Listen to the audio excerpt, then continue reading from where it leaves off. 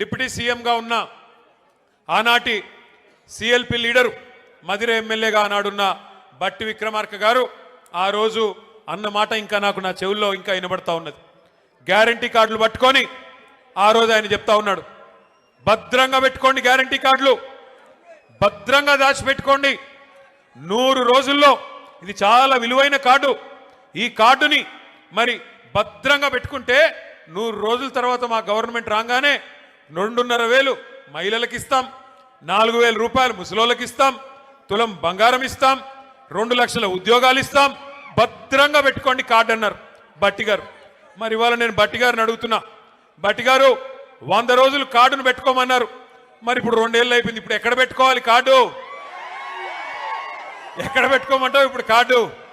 చెప్పు, ఎక్కడ పోయింది నీ 2,500? ఎక్కడ పోయింది 4,000 పెన్షను? ఎక్కడ పోయింది తులం బంగారం?